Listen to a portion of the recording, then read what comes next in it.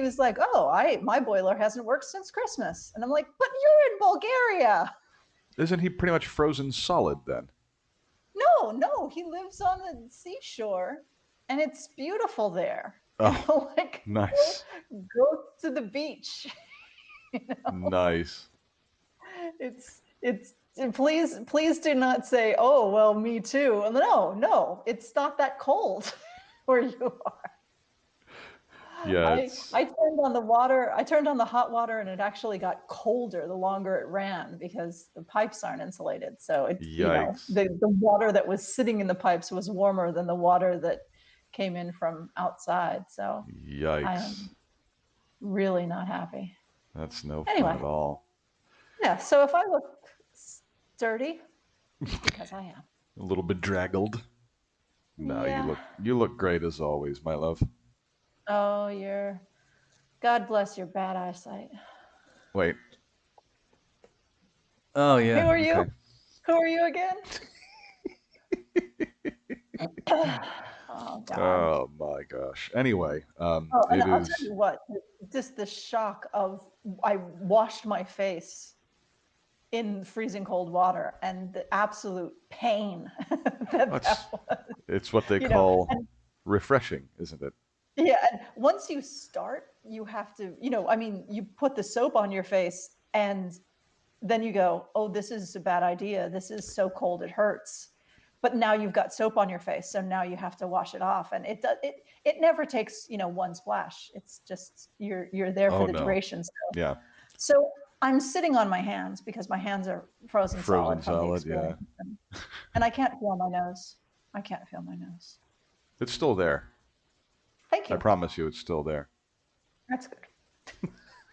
So, what shall we talk about today? Oh, that's right.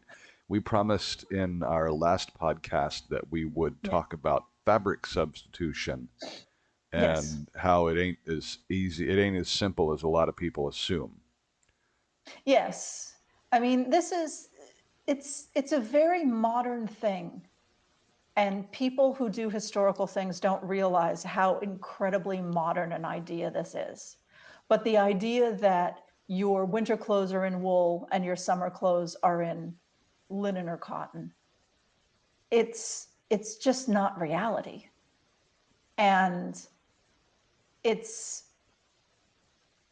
I find it very aggravating, not because it's wrong, but because many of the garments, as we discussed last week, many of the garments that were made originally in wool were made in a certain way that was conducive to the properties of wool. Like you can cut an edge and it won't fray. Right. You don't have to turn a hem. All of these things. You can cut a buttonhole and just whip stitch around the buttonhole and not have to do anything, fancy. You can cut something on the bias so it gives. Yes, exactly. And it will give enough Yeah. because it wool also has more inherent stretch because Right. the fibers, if you think about wool Well, fibers, they're you're they're like engineer this.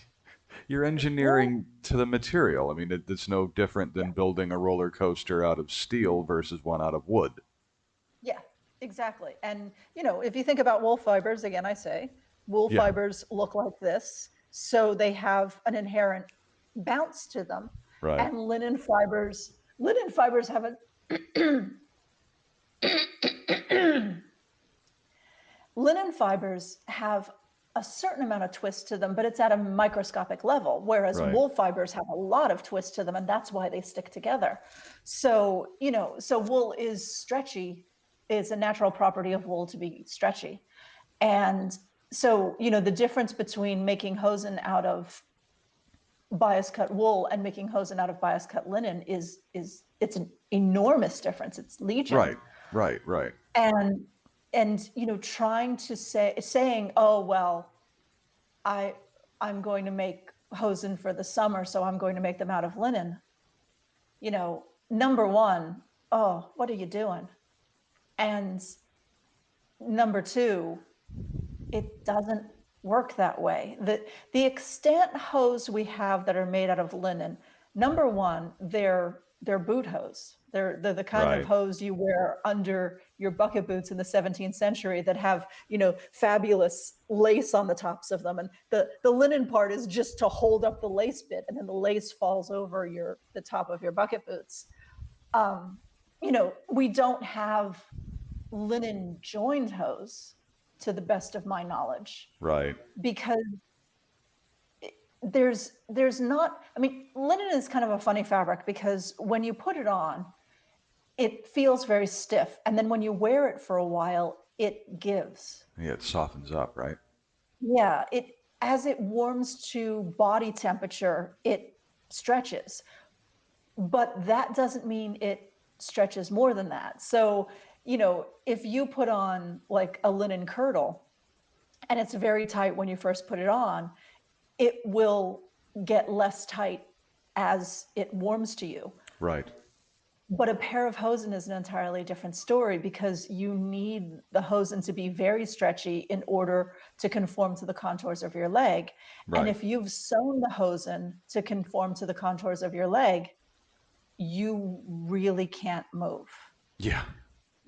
Whereas with wool, it has an inherent stretch in it. And I might note for the record that all of the extant, and there's not many of them, but all of the extant pairs of hose, joined hose, that survive all have ripped out crotch seams. because As did every that's single pair of joined hose that you ever made for me.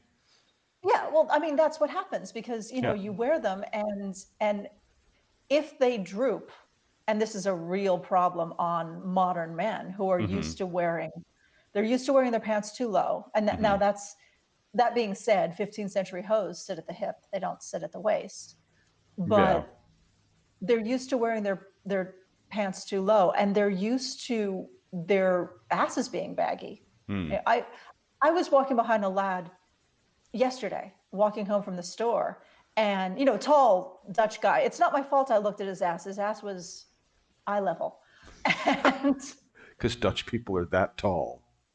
he was really tall. He was really tall and thin. He was very, very tall and very long legs. And his trousers, jeans, he was wearing jeans. His jeans weren't pulled up all the way. So he had this, pocket Hmm. at his butt that was really, the top of his thighs. It wasn't, Mm-hmm. the butt of his jeans was not on his butt. It was on the top of his thighs. And I thought, pull up your britches, son.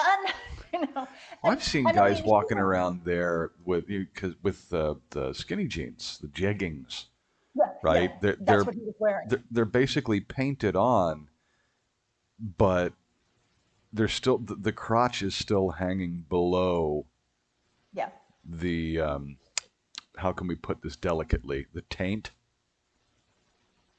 the crutch. I mean, my point is that if The when you're proper talking word in tailoring terms is the crutch. the crutch, okay. So linen hose. Linen hose.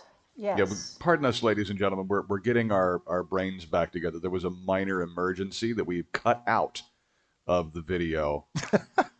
Cass has I solved fixed the boiler. I the. fixed the boiler all by myself, and now I can go take a hot shower. You people are really lucky that I have come back to finish this podcast, because I really want to go take a shower. But So we know we were talking about linen hose and about how they yes, stretch differently to wool hose and how you can't really pull them up into the crutch of the crotch. yeah, yeah. Do you see how I Oh, I didn't know what say we're talking taint? about. We were talking we were talking about boys wearing jeggings, Ah, yes. and And you how you the you ass is hadn't still finished your hanging. thought. Yeah, but my Yeah, point is that the ass that it was still hanging like the ass was still hanging off, and it was clearly not that I was looking at his junk, but it was clearly not snug up against the junk, because then they'd be mhm, tights and not yeah, jeggings. And yeah, anyway, and I don't know. I haven't seen someone wearing them properly. hmm Um, I I don't know if you mean, can. I don't know if you can either, because well, if they're jeggings, they really should be, up your ass. And I dealt with a customer. I was helping a customer make a pair of trousers, and he was like, "Yeah, but I don't want the trousers up my ass." And I'm like, "No, but trousers, having the crotch seam fit properly is not having your trousers up your ass." I don't know. I don't know because having trousers fit properly to the modern wearer might very Yeah. well feel like if the measurement for the rise of the crotch is correct, it Hmm. may very well feel like it's people who are used to baggy asses. It's going to I feel gotta like that. say, I gotta say, I want to give a rear view mirror to every man and boy so you can see what hell it looks like back there. I Because, yeah. you know, that's and I guarantee you, and the customer that I was dealing with, I convinced him to make his crotch seam so that it fit, Hmm. which he called up his ass. Hmm. And he said, "Oh my God, these are the most comfortable things I've ever worn. They're dress trousers, and Hmm. yet I can do a full squat, I can Hmm. run, I can bend, I can stretch." And I was like, Hmm. "See, I might know a thing or two, maybe. I might know a thing or two." Maybe. But, Maybe. this goes back to the hashtag don't be afraid to fit, Yeah. it really, we're supposed to be talking about fabric substitution, but I'm got on off on a different tangent, and that is that men tend to wear their trousers too low. And I'm not talking about low riders. I'm not talking Yeah. about guys who were doing, Hmm. the jeans are falling off their ass. That's a style choice. And Hmm. if you want to wear your jeans like that, knock yourself out. But men and boys who are wearing their jeans not pulled up Hmm. because they feel uncomfortable, Hmm. well, then your jeans don't fit you, and you Let's should seek jeans that fit you. I was just going to point out that we're talking about fit here, and it is disconcerting because modern, especially American men, are Hmm. so disused to wearing anything that's properly fitted. We're Hmm. used to wearing, work jeans and, flannel shirt Hmm. that, even that's why men complain about suits. That's why men complain about wearing neckties Hmm. because it's actually, sits next to your skin. We're not used to Yeah. clothing touching us except on the tops of our shoulders, Hmm. at our waists with a belt on, and maybe Hmm. if we're wearing a long sleeve shirt at the wrists. Yeah. And It's that it's you when you wear something properly fitted, because I've it when I first started doing it, when you first started fitting things on me, it was disconcerting. And wearing a, Mhm. a, a period coat that has that really tight armscye, Mhm. you're afraid to move because you're like, oh man, if I move in any direction at all, I'm going to blow this out. But then you realize you can Fred I was just Astaire in a properly fitted tailcoat.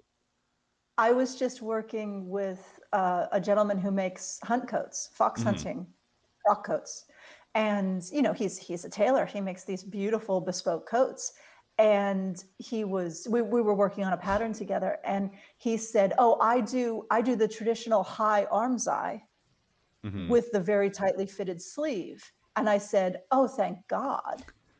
Yeah. Because I mean, he was apologizing for it because he was saying, most tailors who make hunt frock coats today make the larger armscye because that's what their clients want. Their Yeah. clients want that feeling of being able to move your arm. But if you fit the armscye very high in the traditional manner, and then fit the sleeve properly. We're talking a bespoke garment, so Hmm. the sleeve fits where your arm attaches to your torso. Hmm. That that is better. And we're talking about people who are taking jumps on the back of a horse. We're Yeah. not talking about people who were swanning around in an evening gown. No, So, you jumping is an need to be athletic able. pursuit, especially if you go off in the field and have to get back on. Yeah. And I mean, when my shoulder was frozen, when it was getting better, when it was starting to get better, I asked my physiotherapist, may I horseback ride? And he said no. Mm. And, clearly he knows about horseback riding, because someone who doesn't know what horseback riding entails thinks, oh, it's your shoulder, it's not your Yeah. hip. Of course you can But horseback ride. But mm, no, you can't. mm-mm. You're not safe if you can't use your body. Yeah. And Oh, speaking it's of not. which, saw on the news last night, must have been a slow news Mhm. day in Harrisburg, but they had footage of the standard bred foals, the very first one at the Oh breeding yeah. stable, the standard breds that do the sulky racing, harness racing. And you Oh should have really? seen this little knock kneed. Oh my God, she was cute. Oh my God. I should put a link to the Frisian horse stables up in Oh yeah, but Friesland they're foaling. that They're I watch. dropping foals all I think over. they've got I think they've got two fillies now. Uh-huh. Like, I think all their mares are in foal this year. Wow. And they just, like, there was a 4-year-old filly, and she got out of the stable. Oh And no. I mean, no. And when you have a riding stable or a breeding stable or anything, you have double fences. Like, Layered remember at Brick, defenses, yeah. yeah, your horse gets out through one fence, and then there's another fence, and then there's a third fence. Yeah. So, when we say the filly got out, she got out of the barn. So she Yeah. was Yeah. out, in between the barn and the pastures. And she was running around, and then she just, like, took a header. Oof. because the legs don't work right yet. Right, right, right. Yeah, And this little she's fine, but she's just an idiot. yeah, this little one was still in the birthing stall with his dam or Yeah, her dam, yeah, and yeah. just kind of all wobbly, and it looks like it's clearly a mobile phone footage that someone Mhm. sent to the Channel 27 news. But the little one comes toddling over and the person was Yeah, right in the doorway to the stall. And the little one yeah. comes toddling over and was all curious, and then Mama comes over and suddenly the camera's just filled with no's. Yep, Like, yep. you That's watch yourself. that's that's probably that foal is probably only a couple hours old. Yeah, yeah, she Probably still was. wet. She was still Yeah, damp. She had yeah. been toweled off, but she was still damp. Her mane was, oh, she could barely stand, but they're so cute. Oh, they're adorable. They're Anyway. adorable and silly, just silly. But yeah, so we'll put links into horses in this one. There were links to camels a couple weeks ago. Um, yeah, but I mean, fit is a problem. We as modern people are so used to ill-fitting things that we Yeah. don't understand what good fit is. And it, I often tell the story of a woman long ago, when I was first starting to give people advice, and she was saying, what do I do? What do I do? My husband keeps tearing out the sleeves of his fighting tunics, Right. and I make them bigger and bigger, and he still tears them out. And I said, make them smaller and smaller, fit it to his arm. And she was like, well, that doesn't make any sense. I'm like, it actually makes a lot of sense if you fit it to his arm, and then the sleeve moves where his arm does, and the Yep. join is where the joint in his body is. Mm-hmm. That's a perfect fit. Now, Yeah. I mean, you look at um, if you look at the arming doublets, especially that we see in pictures, because I'm not talking padded jacks, I'm talking arming doublets worn under white harness. mhm, They're fit as tightly as hose yeah. because Well, I mean, the they the have to be, poor otherwise point. they bunch up under the harness, and that then you're fighting your armor. And Are you talking about arming doublets in the style of the pourpoint of Charles de Bois? yeah, well, that I'm That talking about style? 15th century, but yeah, it's same thing. Oh, It's okay. it's got to be fitted to a fairly well. Like you can't you Right. can neither gain nor lose a kilo, or else Hmm. you'll end up not fitting the doublet, and then it's going to bind in unfortunate ways under your harness, and that's a good way Yeah. to get killed. Yeah, and that's so I'm talking about RH 021, and Oh you're yeah, talking about RH 006. kind of. Yeah, I'm more talking about 003 because 003. 006 makes the jack, which is not necessarily you're not really worried because jacks don't get worn under armor. Oh, it's worn over armor It's actually worn. They're actually or worn over instead mail of armor. and yeah, or Yeah. in lieu of armor. So Guess who wrote the historical notes on 006, folks? It wasn't me. there were sharp things in armor involved. How could I resist? Yeah. Yeah, his name's on it. If you go to the stuff, and many of you will, because for some reason we have sold a veritable shit ton of 006s just this past week. So people must be prepping for something 15th century Yeah, it because must we've be. been selling them all over the world. Like very strange. Normally you go, oh, there must be an event in the northeast of the United States or something Yeah. because lots of things are being sold there. But no, there's like one in Texas and one in Colorado and one in France. I hope they And enjoy it. what's going on? I hope you all are having an event. I hope there's an event that everyone can go to and it's safe and wonderful. Yeah, Of maybe course, it's like the you can Battle of always Towton or something. no, you can shoot people with fake arrows from social distance. And in those padded jacks, you can shoot people with real arrows, and it won't make a difference. That's what Right. they're designed for. Right. So anyway, getting back Yeah. to, I mean, we started talking about fabric substitution, and we ended up talking about fit, which is an entirely different subject, but we go with it. Well, Um, let's go back to substitution then. And here's a question. okay. Here's a Yep. question. Is it not true? He said because he was watching Perry Mason last night. Is it not true that Counselor, when Your you Honor. substitute, say, linen for wool, that in order to get the look right, to get the drape right, you have to choose a weave of linen that is so dense that you're taking away the very properties that you want to switch to linen to gain, i.e., breathability, coolness in the summertime, that sort of thing. Well, I would Is it argue, not true? no, it's not true, Oh, because I would argue that you you are never going to get the same look with linen or this as with wool. right. Well, So granted. I'm yeah. taking that as read. I'm saying that if you want to get close, like if you want to mimic the look of your twill wool coat with linen, you're going to have to buy a linen. Whether I don't care about the weave, but it's going to have to be thick in order to Mhm. get even remotely close to the same drape. And because Yeah. it's now so thick, because what you want, with your linen is you want something that's thinner and has a looser weave than doesn't have as much loft as your wool, so it doesn't trap as much air and insulate as well. And I put it to you, Your Honor.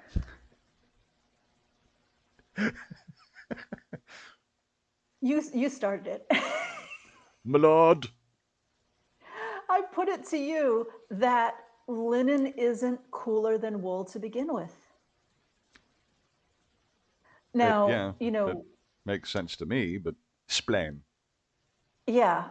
Um, for the benefit of the Now, jury. for the benefit of the jury, if we are talking about the difference between a handkerchief linen and a heavy wool melton, of Yeah, course, a right. handkerchief linen is cooler than the wool melton because it's also about 10 times thinner. However, you're not making the same thing out of handkerchief linen as you're making out of wool melton. I mean, you could always make like an 818 greatcoat out of handkerchief linen. I have a Why you customer would, I don't know, but you can.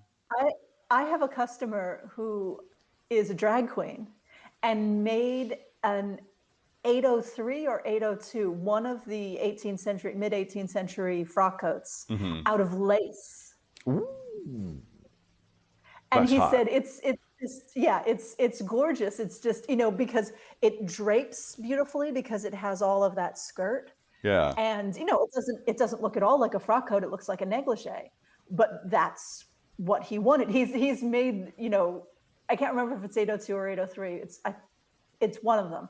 But he's made it out of a number of different materials, and one of them was lace because he Wow. wanted a kind of, negligee thing. And yeah, so you have to know what you want as your results. Right.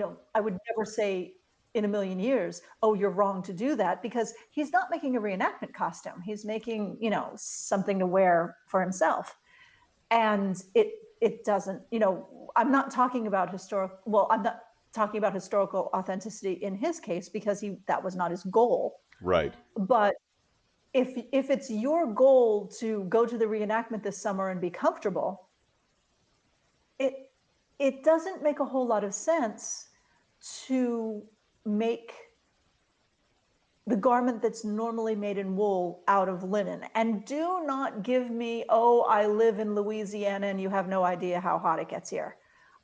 It doesn't get any hotter in Louisiana than it does in the middle of summer in Philadelphia. Yeah. It's 100 degrees in the shade and soaking wet humidity. It I may mean, stay it it may is, stay hotter longer in yeah, New Orleans than it does in Philadelphia. yeah, New Orleans, your warm season starts months earlier and it lasts months later than Pennsylvania. But the height, you don't get to 120 degrees. No. You get to 100 and swampy, just like Philadelphia. It's like we So say about Penzik. God created Penzik to train the faithful. yeah, right. except that the Middle East is dry. Yeah. It's but Or 100 it's kind of, degrees when it's so humid that your glasses fog up even at 100 degrees is mhm, it's pretty miserable. yeah. And if you're making your clothing out of linen for the summer, your linen clothing isn't going to be any more wearable than your wool clothing, because both of these fabrics breathe. Hmm. And wool wool tends to stand away from the skin a little better. And the other thing is, whenever I've been wearing wool in the summertime and I have on, linen shift underneath it, I sweat. My linen shift gets completely soaking wet, Hmm. and I have shivered in Hmm. 100-degree heat because a little breeze came by and I was wet. Oh And my God! and It's speaking of it. yeah, I can attest my anecdote about that. It goes to Penzik, mhm, and I was fencing in my 16th century, doublet and breeches. mhm. I even had a ruff on over my courgette Yeah, so that it nice, looked flash, right? nice. Um, but yeah, and it was awful because God created Penzik to train the faithful, and you're doing something athletic. But when I finished, because I wasn't that good, when I got knocked out of the tournament, and went and took my doublet off, ooh, ooh, it was delicious, Yeah, absolutely delicious. But when I'm just in my shirt and breeches, the scandal, the linen yeah. shirt dries so quickly that the perspiration Mhm, doesn't remain, and I mhm. found it actually less comfortable than wearing my wool doublet lined with linen over my linen shirt. Yeah, and there's also the covering your body will keep you cooler too, because the sun doesn't hit your skin. Ask any Bedouin. Yeah, exactly. I recently did a interview with another historical clothing person, and said, the national costume of the Bedouins isn't a bikini. No. And there's a reason for that, and it has nothing to do with their faith. It has everything to do with, you live in the desert, you cover every inch of your body so Yeah. that you don't lose your moisture. Yeah, I mean, it It's doesn't have it's to be a still it's a suit skill a proof. la Dune, but It's but it doesn't have to be a still suit only because the Sahara has some water Yeah. and Arrakis doesn't. Yeah. But yeah, it when I wear, let's just say because I've worn that traditional sort of Bedouin attire as well, though I never did the wool abba, the black wool abba, because I didn't have one. But no, I used to wear an abba over basically kurta pajama, Mhm.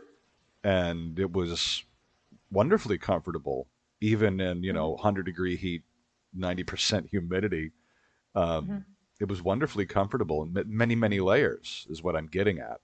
And people used to ask me, "Aren't you?" People who would go around in their 14th century peasants at harvest stuff would tell me, would insist that I was too hot. And Yeah. actually, no, I'm not. Just Yeah. like talking to the public, people in, "Aren't you hot?" And they're standing there in shorts and a t-shirt. Well, aren't you? Hmm. Yeah. It's 100 degrees. We're all hot. Yeah. Come on. We're all hot. But I'm not dehydrating because my skin is covered, Yep. and Speaking of which, yeah, there you go.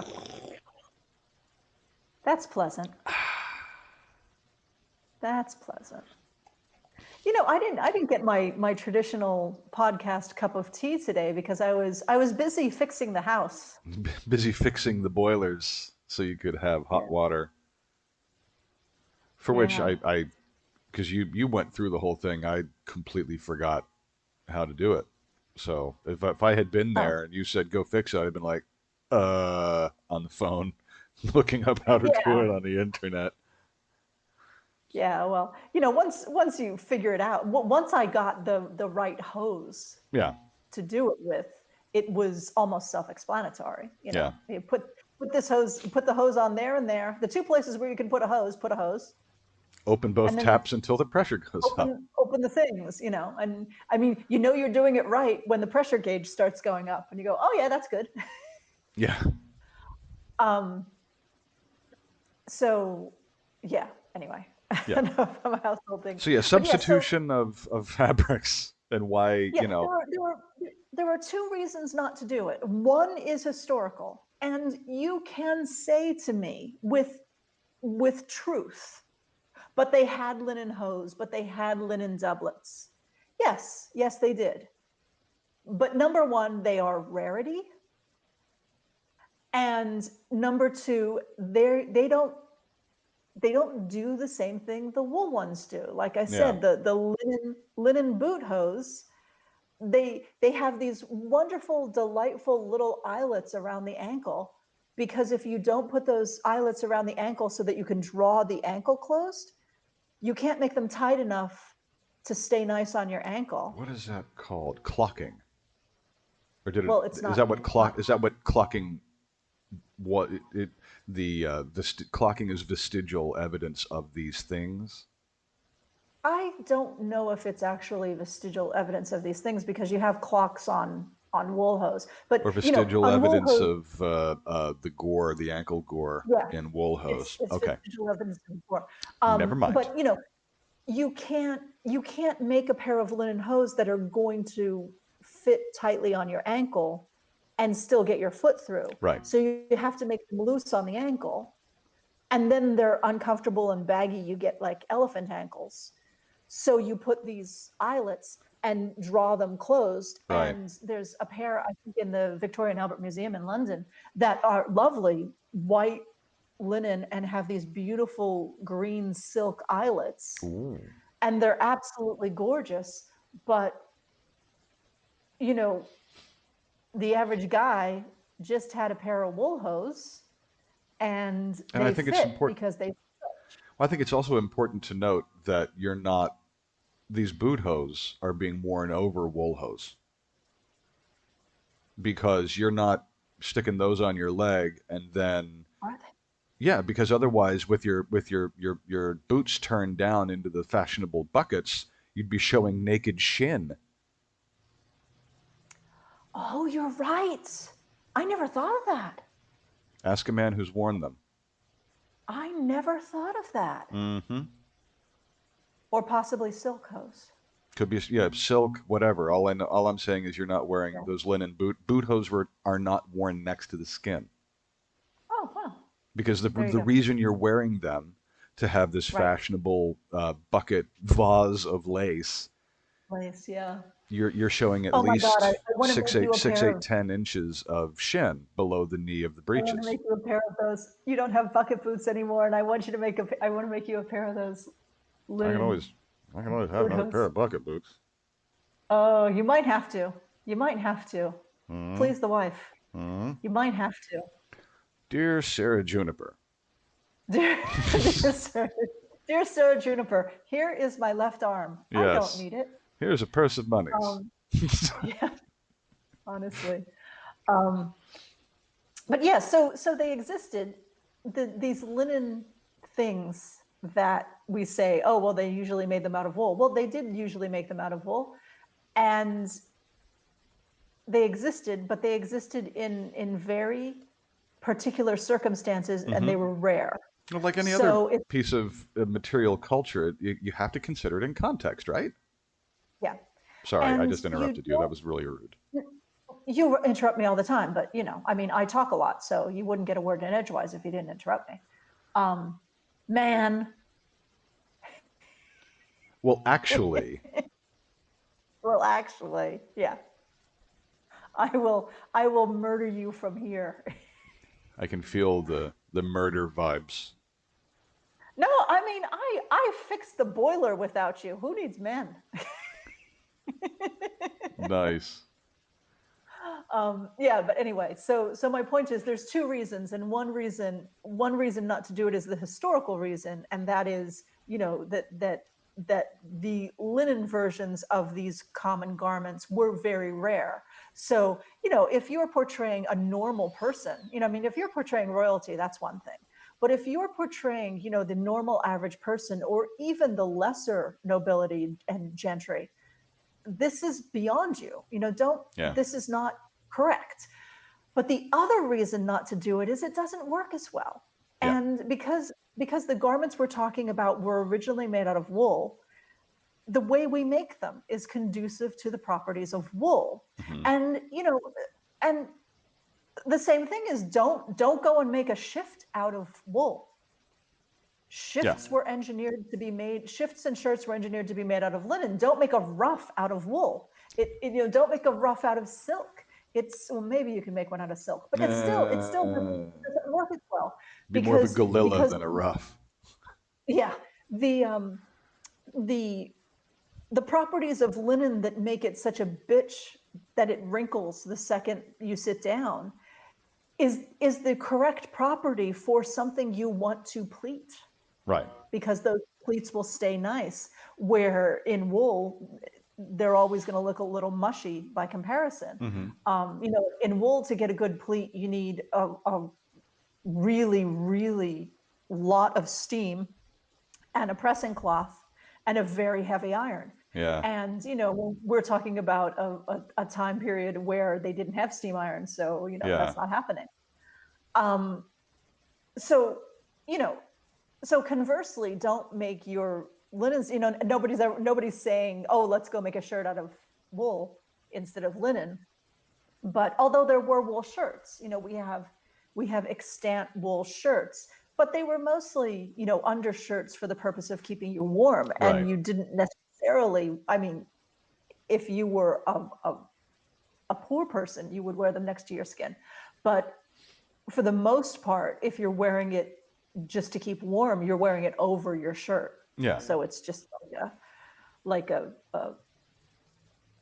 cardigan or something, Sure. Not Sure. cardigan is a vest, Yeah. a knitted vest or something like Hmm. that. Famously, Charles the First Yes. wore knitted waistcoat. It's often called. Hmm. It's not really a waistcoat, knitted sweater, really. Hmm. To his execution, because it was a cold day and he didn't want to shiver and How seem British like he is was that? afraid. I'll just wear my cardigan to my beheading, if you don't mind. Thank you so Yeah. much. Yeah. So I that wouldn't want to don't take a appear chill. shiver. Yeah. Like, I think you have more to worry about than you're gonna shiver when they come to cut your head off. Yeah, right. Um, So we but have whatevs. it amongst the reasons to carefully consider fabric substitutions Hmm. is one, the historical context in which the garment you're trying to replicate existed. Hmm.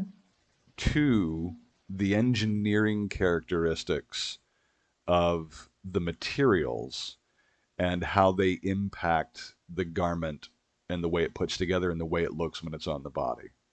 Yes, yes. And in to take the argument further, we often say, "Oh, why make your summer gowns out of linen because it's cooler? Why not make them out of tropical weight wool?" Hmm. Well, the reality is that making things out of tropical weight wool that weren't originally made out of such thin, fine wool is also not going to work so well. Yep.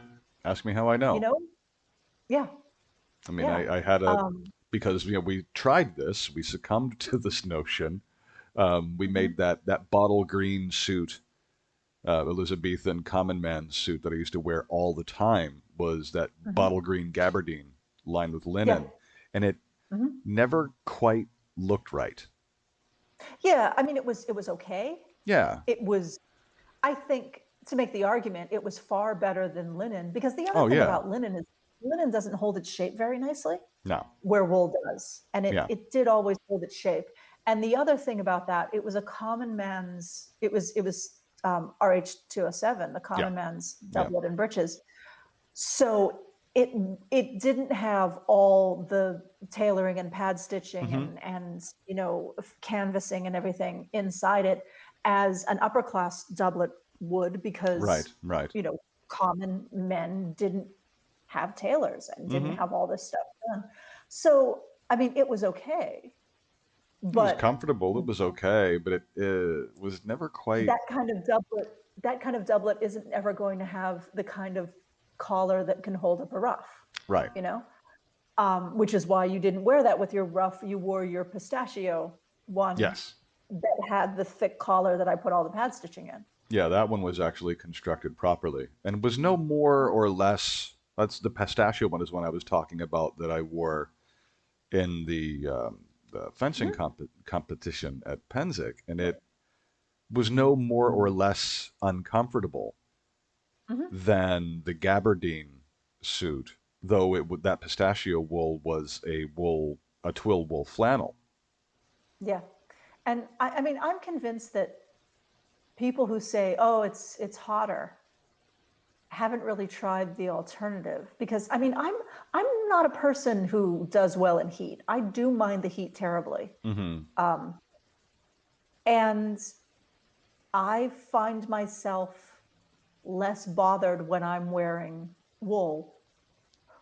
More importantly, I find myself less bothered when my arms are covered Mm. because I remember there was a Fort Mifflin and typical 18th century clothing. I was wearing an 18th century jacket and women's clothing in the mid to late 18th century stopped here. Hmm. You covered your elbow and then you had bare arms. Hmm. And you would think, oh, that's great because it's nice and cool, but 100 degrees and you're running a gun.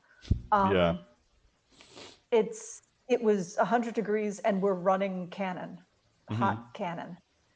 And I got dehydrated very easily. And I remember the teenagers in the group were Yeah. always our water bearers, came around with a knapsack full of bottles like that and stood in front of me so that I could drink a bottle. Like he So you made could me chug drink two one. bottles Yeah. of water.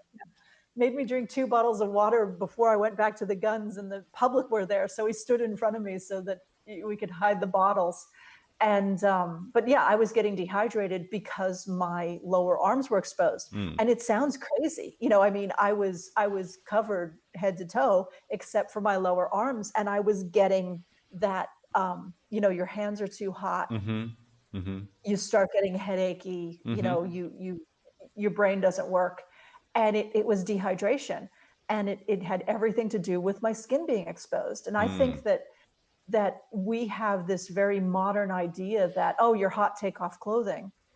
And sometimes the answer is not take off clothing, it's cover Sometimes your that's the worst skin. thing you can do is take Yeah, off clothing. yeah. And so, the idea, I mean, the idea that linen is cooler than wool, I think at base just is not true. And then if you want to substitute linen for a wool garment for whatever your reasoning is, you really have to do a lot of work. To re-engineer the Yeah, the garment's structure. there's a line from, you remember the movie Gosford Park? Hmm. There was a line below stairs between two of the maids when one of the maids was taking care of her mistress's evening dress, preparing her mistress's evening dress, pressing it, and that kind of thing. And her mistress had fallen in the world. She was not as financially Hmm. well off as she used to be. And she said, "Oh, I hate machine lace," which it wasn't bobbin lace. It Yeah, was yeah. lace made by a machine. She said, "I hate machine lace. It takes twice the work and never looks half as good." Yeah.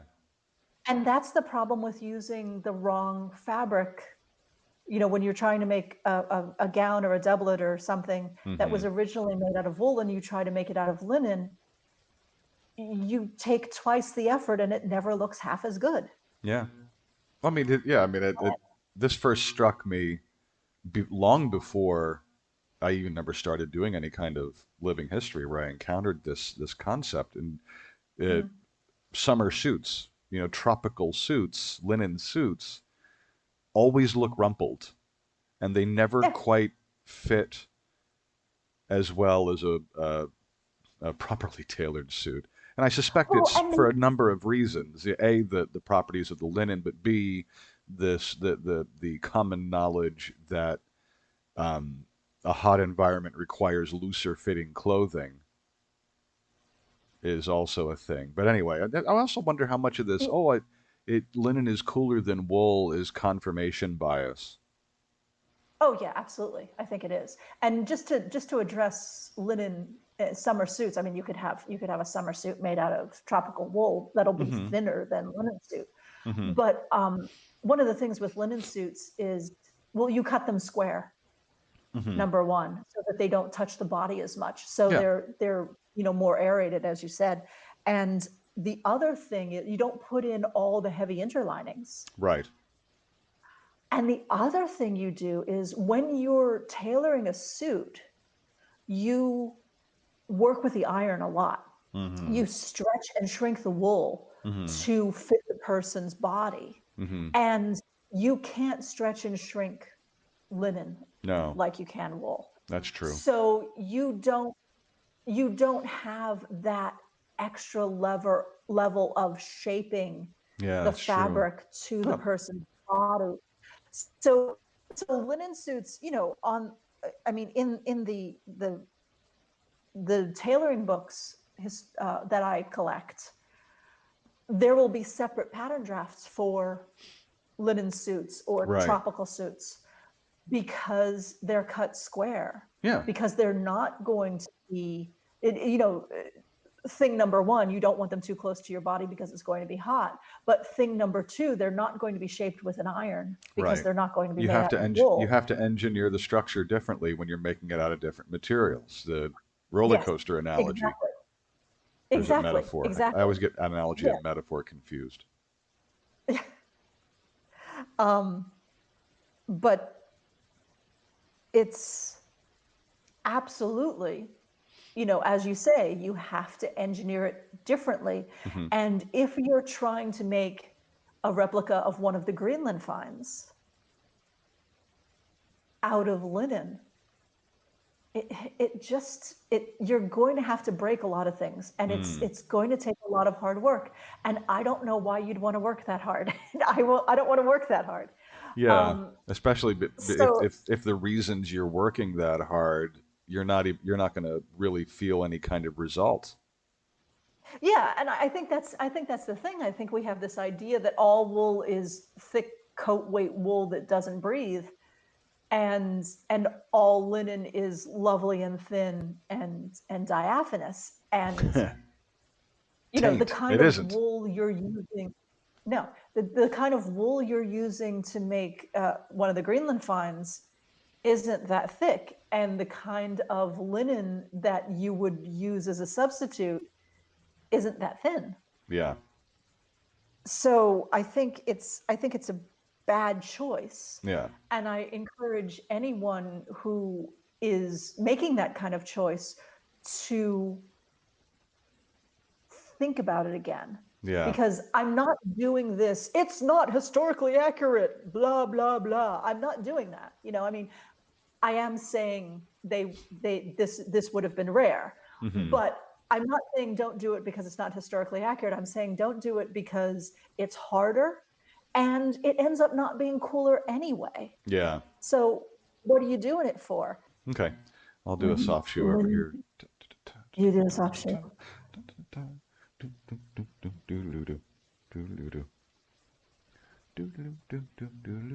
Oh, I know what I wanted to say. I know what I want to say. Podcast listeners are going, what in the hell are they talking about? I think we're going to cut that part out. I don't know. Maybe we'll leave it in. Who Leave knows? it. I was dancing with doing little finger dance things. Is that what you were doing? Yeah. Oh, I'm like picking my cuticles and thinking about stuff. So what do you remember? I remembered that one of the things that I wanted to mention about, I've forgotten again.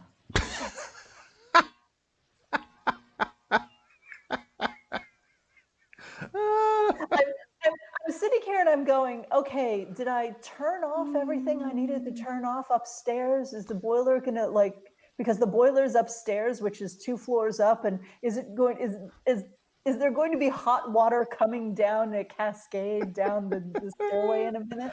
Oh God. I'm so distracted.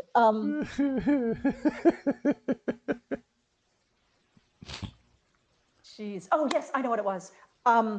If you wear linen, for example, say that you make a doublet out of linen for the summertime because you are convinced that a doublet will be cooler, a linen doublet will be cooler than a wool doublet, which I don't think you're correct, but you think this, so you go and you make a linen doublet.